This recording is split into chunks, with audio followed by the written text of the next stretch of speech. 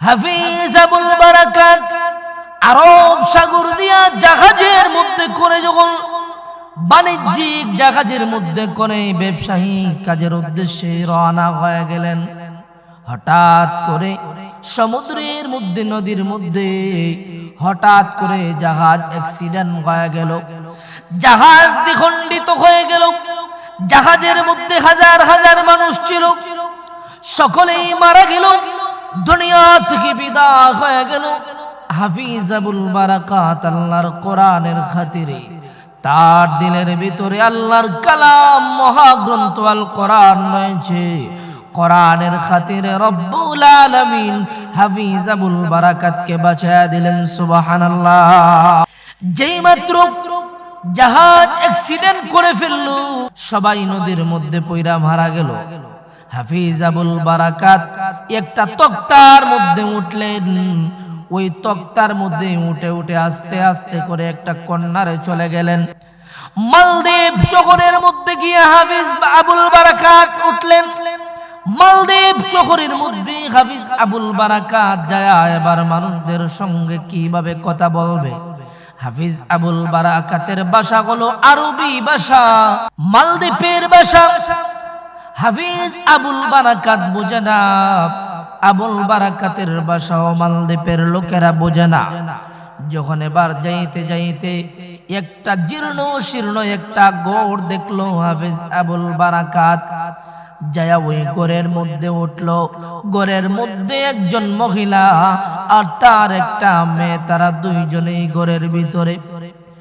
আবুল বারাকাত যখন মালদ্বীপের মধ্যে বসবাস শুরু করে দিল, মালদ্বীপের ভাষাটা কিছু বোঝার চেষ্টা করলো। এবার ওই মায়ের কাছে যায়া বলি, ওগো মা, আমার একটু আশ্রয় দিবেন নি গো মা, আমি সুদূর আরব থেকে এসেছি, আমি ব্যবসায়ী বাণিজ্যিক জাহাজ দিয়ে আমি যাচ্ছিলাম, প্রতিমধ্যে জাহাজ অ্যাক্সিডেন্ট হয়ে গিয়েছে, সকল মানুষ মারা গিয়েছে, আমাকে আল্লাহ তাআলা কোরআনের খাতিরে আমার দিলের ভিতরে মহান আল্লাহ তাআলার মহাগ্রন্থ আল কোরআন রয়েছে, এই খাতিরে হয়তো আমাকে বাঁচিয়ে দিয়েছেন গো মাগো, আমার একটু আশ্রয় দিবেন নি গো মা।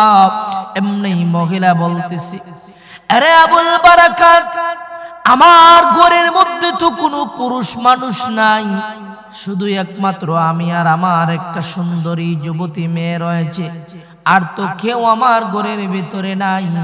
আচ্ছা যাও রে, আমি তোমারে একটু আশ্রয় দিলাম রে। আবুল বারাকাতকে এবার যখন মহিলা আশ্রয় দিলেন, এবার আবুল বারাকাত নিজের জীবিকার তাগিদে আবুল বারাকাত জংলা যায়া কাটুরিয়ার কাজ শুরু করে দিলেন। আবুল বারাকাত জংলা যায়া যখন কাঠ কাটতে শুরু করে দিলেন, বিকাল বেলা বাজারের মধ্যে নিয়ে কাঠগুলো বিক্রি করেন। এইভাবে আবুল বারাকাতের জীবন চলতেছে। হঠাৎ একদিন যখন আবুল বারাকাত কাঠ কাটার জন্য জংলার মধ্যে চলে গেলেন, জংলা থেকে আইসা কাঠ বাজারের মধ্যে বিক্রি করে বাড়িতে যেই মাত্র আসলেন, বাড়িতে আসিয়া দেখে ওই মহিলাটা কান্না করে। আরে মুমিন, কথাগুলো দিলের কান দিয়া শুনেন, শিক্ষণীয় ঘটনা। এমনি মহিলা যখন কান্না শুরু করে দিল, হাফিজ আবুল বারাকাত কয়, মাগো ও মা, আপনি কেন কান্না করতেছেন গো মা? এমনি মহিলা বলতেছে, রে বাবা, আজকে আমার দিনে আমার জীবনের বড় দুর্গতির একটা দিন রে বাবা, আজকে আমার জীবনের মধ্যে বড় কষ্টের একটা দিন। কেন গো মা, কি হয়েছে, কি কারণে গো মা? এমনি মহিলা বলতেছে, আমার যে সুন্দরী রূপসী যুবতী মেয়েটা, ওই মেয়েটা আজকে দুনিয়া থেকে বিদায় হয়ে যাবে। আবুল বারাকাত বলতেছে, মাগো, আমরা সবাই মরণশীল। আল্লাহ তাআলা কোরআনের মধ্যে বলেছে, কুল্লু নাফসিন যায়িকাতুল মাউত, সবাই আমরা মরণশীল, প্রত্যেকটা প্রাণী হলো মরণশীল। মাগো, কিন্তু আজকেই যে আপনার মেয়ে মরবে, এই গ্যারান্টি কেমনে কিভাবে দিলেন গো মা? এমনি মহিলা বলতেছে, রে আবুল বারাকাত, আমাদের মালদ্বীপের মধ্যে একটা নিয়ম রয়েছে। আমাদের মালদ্বীপের মধ্যে প্রতি বৎসর সুন্দরী রূপসী একজন মেয়েকে নদীর পাশে একটা খ্রিস্টানদের একটা গির্জা রয়েছে, ওই গির্জার পাশে সুন্দরী রূপসী একটা যুবতীকে সাজায়া গুছায়া রাখে আসা হয়। আর ওই নদী থেকে, সাগর থেকে একটা দানব বা রাক্ষস এসে ওই নারীর সঙ্গে যা মন চায় তা করে। এরপরে যাওয়ার সময় ওই নারীকে জীবনের জন্য মেরে ফেলে, ওই নারীকে কতল করে হত্যা করে ফেলে চলে যায়। এ আবুল বারাকাত, আজকে পর্যায়ক্রমে আমার ফলাপ, আমার যে সুন্দরী মেয়েটাকে দেখেছ, রাষ্ট্রের পক্ষ থেকে জানিয়ে দেওয়া হয়েছে এই বছর আমার মেয়েকে তারা সাজিয়ে গুছিয়ে ওই নদীর পাড়ে গির্জার পাশে নিয়ে রাখবে। আর নদী থেকে রাক্ষস বা দানবটা এসে আমার মেয়ের সঙ্গে খারাপ কাজ, অন্যায় কাজের মধ্যে লিপ্ত হইয়া যাওয়ার সময় আমার মেয়েটাকে হত্যা করে যাবে। আবুল বারাকাত জিজ্ঞাসা করে, মাগো এর কারণ কি? মহিলা জবাব দেয়, এর মাধ্যমে প্রতি বছর একটা মেয়েকে দেওয়ার মাধ্যমে আমরা গোটা মালদ্বীপবাসী আমরা ক্ষতি থেকে রেহাই পেয়ে যাই। আবুল বারাকাত বলতেছে, মাগো এটা তো কোরআন সাপোর্ট করে না, আল্লাহর কোরআন এটা সমর্থন করে না গো মা, আমি এটার বিরোধিতা করব। এই মা বলতেছে, রে আবুল বারাকাত, তুমি যদি এটার বিরোধিতা করতে যাও রাষ্ট্রের লোকেরা তোমাকে হত্যা করে ফেলবে। এমনি আবুল বারাকাত বলতেছে, মাগো কিছু মনে করবেন না গো, আমার তো এখনো দাড়ি মুছ কিছু ওঠে নাই, আমি তরুণ যুবক, আপনি আমারে সাজায়া গুজায়া আপনার মেয়েটারে যেমনি ভাবে তাদের কাছে তুলে দিবেন গো মা, আপনি আমারে তুলে দেন। মা বলতেছে, রে আবুল বারাকাত, কিছুক্ষণের মধ্যে সরকারি বাহিনীরা আসবে আমার মেয়েটাকে নিয়ে যাওয়ার জন্য। তারা যদি বুঝতে পারে আমার মেয়েটাকে আমি দেই নাই, তোমাকে আমি সাজিয়ে গুজিয়ে দিয়েছি, তাহলে আমাকে সহ তারা হত্যা করে ফেলবে। আবুল বারাকাত বলতেছে, মাগো তারা তো বোঝার কোনো কুদরত নাই, আমার চেহারার মধ্যে এখনো দাড়ি ওঠে নাই, মুছ ওঠে নাই গো মা, আপনি টেনশন করেন না গো, আমার বুকের ভিতরে আল্লাহর কোরআন আছে, আমি কোরআন দিয়া আল্লাহর কালাম দিয়া আমি ওই দানবের মোকাবেলা করব গো মা, আপনি কোনো চিন্তা করবেন না, আমি এমন প্রথা ভেঙে দিতে চাই গো মা। এমনি মা যখন রাজি হয়ে যায়, এবার হাফিজ আবুল বারাকাত কি সুন্দরভাবে সাজিয়ে গুজিয়ে যখন রাখলো, সরকারি বাহিনীরা যখন আবুল বারাকাত কি তো আর নিবে না, ওই মেয়েটাকে নিয়ে যাওয়ার জন্য এসেছে, তারা তো আবুল বারাকাতকে চিনেই না, জানেই না। এবার যখন তারা আসলো, মাটা আবুল বারাকাতকে সুন্দরভাবে সাজিয়ে গুজিয়ে হুবহু তার মেয়ের মতো সুন্দরভাবে সাজিয়ে গুজিয়ে তাকে যখন রাখলো, সরকারি বাহিনী তারা আসলো, এসে বলতেছে, মাগো আমরা প্রতি বছর এইভাবে একজন সুন্দরী রূপসী নারীকে আমরা নিয়ে যাই, আর যে মহিলার যে মাটার মেয়েটারে আমরা নিয়ে যাই, ওই মা বড় কান্নায় ভেঙে পড়ে, সেটা দেখে আমাদেরও বড় খারাপ লাগে গো মা। আজকে আপনি কোনো কান্না করতেছেন না, আপনি খুশি খুশি মনে গো মা বিদায় দিতেছেন, এটা দেখে আমাদেরও বড় ভালো লাগতেছে। যদি কান্না করতেন গো মা আমাদের খারাপ লাগতো, কিন্তু আমরা তো কিছু করার নাই, আমরা তো সরকারের গোলাম গো মা। এই কথাগুলো যখন বলতেছি, এবার হাফিজ আবুল বারাকাত কি যখন সরকারি বাহিনীগুলো নিয়ে যাচ্ছে, তাদের সাথে করে সরকারি বাহিনীগুলো হাফিজ আবুল বারাকাত কি যখন তারা নিয়ে যাচ্ছে, যাইতে যাইতে নদীর পাড়ে গির্জার পাশে যখন হাফিজ আবুল বারাকাতকে রেখে আসলো, যখন সূর্য ডুবে আকাশটা অন্ধকার হয়ে চন্দ্র চলে আসলো রাত্রি বেলা, হাফিজ আবুল বারাকাত তো আল্লাহর কালামের হাফিজ, হাফিজ আবুল বারাকাত মহাগ্রন্থ আল কোরআনুল কারীম আল্লাহর কালাম তেলাওয়াত করা শুরু করে দিয়েছে। সুবহানাল্লাহ। বিসমিল্লাহির রহমানির রহিম। ইয়াসিন ওয়াল কুরআনিল হাকীম ইন্নাকা লামিনাল মুরসালিন আলা সিরাতিম মুস্তাকিম।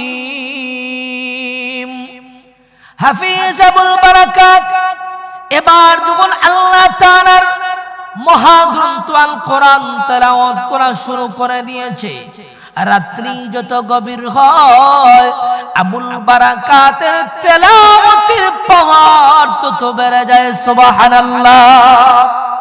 এইভাবে যখন আবুল বারাকাত আল্লাহর কোরআন তেলাওয়াত করা শুরু করে দিয়েছে, রাত্রি যত গভীর হয় সাগরের ঢেউ যত বেড়ে যায়, আবুল বারাকাতের কোরআন তেলাওয়াতের পাওয়ার বেড়ে যায়।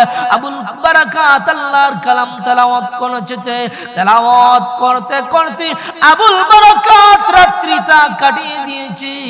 সকাল বেলা যখন সরকারি বাহিনীরা এসেছে আবুল বারাকাতকে নেওয়ার জন্য, মূলত আবুল বারাকাতকে তো না, তারা তো রাত্রি বেলা একটা মেয়েকে সুন্দরভাবে সাজিয়ে গুজিয়ে রেখে গিয়েছে। তারা ভেবেছে ওই মেয়েটাকে তারা নিবি, কেমন জীবিত নিবে না, মরা অবস্থায় মৃত্যু অবস্থায় নিয়ে যাবে।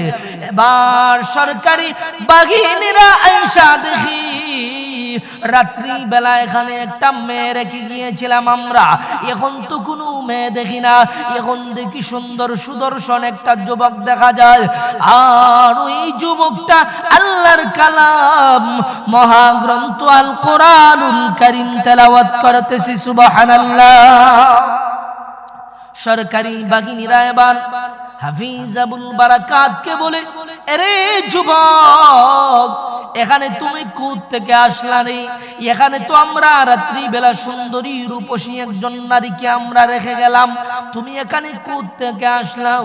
আবুল বারাকাত কয়, রাত্রি বেলা তোমরা সুন্দরী নারী রেখে যাও নাই রে, তোমরা আমাকে রেখে গিয়েছো। বলে কি বলো না, আমরা তো একজন মহিলার বাড়িতে যাইয়া ওই মহিলার সুন্দরী রূপসী একটা মেয়েকে আমরা নিয়ে আসলাম, ওই মেয়েটাকে আমরা এখানে সাজিয়ে গুজিয়ে ওই গির্জার পাশে আমরা রাত্রি বেলা রেখে গেলাম। নদী থেকে দানব আসবে, আইসা ওই মহিলার সঙ্গে যা মন চায় করবে, যাওয়ার বেলায় মহিলাটাকে হত্যা করে মেরে ফেলবি। আমরা তো এসেছি মহিলার লাশ নেওয়ার জন্য। একজন মা তার মেয়েকে শেষ দেখা দেখবে, জীবিত অবস্থায় না মৃত অবস্থায় দেখবে। আমরা তো ওই মেয়েটার লাশ নেওয়ার জন্য এসেছি। আবুল বারাকাত এবার বলতেছি, না রে, আমি আবুল বারাকাত ছিলাম ওই মার ঘরের মধ্যে, আমি হাফিজ আবুল বারাকাত ওই মায়ের ঘরের মধ্যে আমি এসে আশ্রয় নিয়েছিলাম। ওই মায়ের ঘরে আমি থাকতে থাকতে আমি জঙ্গলার মধ্যে যাই আমি কাটুরিয়ার কাজ করি। যখন মায়ের কাছ থেকে শুনলাম ওই মা তার মেয়েটাকে সুন্দর করে সাজিয়ে গুজিয়ে দিবি, আর ওই নদীর পাশে গির্জার পাশে ওই মেয়েটাকে তোমরা রাখবা, আর নদী থেকে একটা দানব আইসা ওই মেয়ের সঙ্গে যা মন চায় করবে, যাবার বেলায় হত্যা করে ফেলবি। ওই মাটাকে বললাম, মাগো আমাকে সাজিয়ে গুজিয়ে দেন। আমার বুকের ভিতরে আল্লাহর কালাম মহাগ্রন্থ আল কোরআন রয়েছে, আমি আল্লাহর কালাম দিয়া ওই দানবের মোকাবেলা করব। মাটা আমার কথা মতো আমাকে সাজায়া দিল। আমি যখন আসলাম রাত্রি বেলা, তোমরা যখন আমারে রাইকা গেলা, আমি মহাগ্রন্থ আল কোরআনুল কারীমের তেলাওয়াত করতেছিলাম। সুবহানাল্লাহ। এবার যখন হাফিজ আবুল বারাকাতকে নিয়ে রাষ্ট্রপ্রধানের কাছে, বাদশার কাছে গেল। বাদশার কাছে যায় হাফিজ আবুল বারাকাত বলতেছে, এইভাবে কাহিনী, আমি আরব থেকে আসলাম, বাণিজ্যিক একটা জাহাজ করে আমি আসলাম। হঠাৎ করে জাহাজ নষ্ট হয়ে গিয়েছে, জাহাজ অ্যাক্সিডেন্ট করে গিয়েছে। জাহাজের মধ্যে হাজার হাজার মানুষ ছিল, সবাই দুনিয়া থেকে বিদায় হয়ে গেল। আল্লাহ তাআলা আমাকে বাঁচিয়ে দিলেন একটা কাঠের উপর করে। আমি যখন আসলাম আপনাদের মালদ্বীপ শহরের পাশে, আমি আইসা কন্যারের মধ্যে আসলাম, আইসা মালদ্বীপ শহরের ভিতরে ঢুকলাম। ওই মহিলার বাসার মধ্যে আমি আশ্রয় নিলাম। শুনলাম মহিলার মেয়েটাকে নাকি মালদ্বীপ শহরের পাশে এইভাবে গির্জার পাশে এইভাবে রাখা হবে, আর নদী থেকে একটা দানব এসে ওই মেয়েটাকে হত্যা করে ফেলবে, কতল করে ফেলবে। আমাকে ওই মাটা সুন্দর করে সাজিয়ে গুজিয়ে আমাকে যখন দিল, আমি রাত্রি বেলা মহাগ্রন্থ আল কোরআন আল্লাহর কালাম তেলাওয়াত করতেছিলাম। আলহামদুলিল্লাহ, দানব আমার কোনো ক্ষতি করতে পারে না। এবার হাফিজ আবুল বারাকাত বলতেছে, আপনি আমার কথা যদি বিশ্বাস না করেন তাহলে ওই মহিলার কাছে চলে যান। ওই মহিলার মেয়েটা এখন পর্যন্ত আছে, যায় গিয়ে দেখেন। এবার ওই বাদশা হাফিজ আবুল বারাকাতকে সাধুবাদ জানানো আরম্ভ করলো, ধন্যবাদ জানানো আরম্ভ করলো। আবুল বারাকাত চ্যালেঞ্জ ছুড়ে দিলেন, আগামী বছর ওই দানবটা আসবে, আপনারা সবাই আমাকে নিয়ে ওই নদীর পাশে গির্জার পাশে নিয়ে রাখবেন। আমি হাফিজ আবুল বারাকাত আল্লাহর কালাম তেলাওয়াত করব, মহাগ্রন্থ আল কোরআন কারীম তেলাওয়াত করব। ওই দানব থেকে যদি আমি আবুল বারাকাত রেহাই পেয়ে যাই রে, তাহলে আমার কথা দেন রে, আপনারা সকলে আমার হাত ধরে কালিমা পড়ে ইসলাম গ্রহণ করবেন। সুবহানাল্লাহ।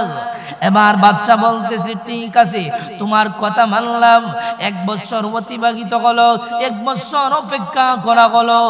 যখন আবার ওই সময়টা চলে আসলো, এবার সরকারি বাহিনীগুলো হাফিজ আবুল বারাকাতকে নিয়া ওই গির্জার পাশে নিয়ে যখন নাকি আসলো, ঠিক পূর্বের বৎসরের মতো হাফিজ আবুল বারাকাত মহাগ্রন্থ আল কোরআন তেলাওয়াত করা শুরু করে দিল। সূর্য ডুবে গিয়ে যখন আকাশে চন্দ্র উঠল, রাত্রি গভীর হইতেছে, অন্ধকার বানাতেছে, সাগরের মধ্যে ঢেউ বাড়তেছে, হাফিজ আবুল বারাকাত আল্লাহর কোরআন তেলাওয়াতের পাওয়ার বাড়াইতেছে। সুবহানাল্লাহ। এবার যখন সকালবেলা হয়ে গেল, এবার সরকারি বাহিনীগুলো আসলো, আইসা দেখে রাষ্ট্রপ্রধান সহ বাদশা সহ সকলেই আসলো। আইসা দেখে আবুল বারাকাত এখনো আল্লাহর কালাম তেলাওয়াত করতেছে। সুবহানাল্লাহ। এবার বাদশা খুশি হয়ে গেল। বাদশা কয়, রে আবুল বারাকাত, আমরা তো কোরআনে কারীমের মুজিজা বুঝি নাই রে, আল্লাহর কালামের পাওয়ার আমরা বুঝি নাই রে। রে আবুল বারাকাত, দে দে রে তোর হাতটাতে, তোর হাত ধরে কালিমা পড়ে আমরা সকলেই মুসলমান হয়ে যাব। আবুল বারাকাত একসঙ্গে কিতাবের মধ্যে ঘটনা উল্লেখ করা হয়, মালদ্বীপের 65,000 মানুষ একসঙ্গে কালিমা পড়ে মুসলমান হয়ে যায়। সুবহানাল্লাহ। আল্লাহর কোরআনের পাওয়ার আছে না নাই? ওই কোরআন কি এখন আছে না গেছে? এখনো আছে। কোরআনকে বিশ্বাস করেন, দিলের ভিতরে কোরআনের মহব্বত লাগায়া দেন, দেখবেন জীবনে সফলতা চলে আসবে।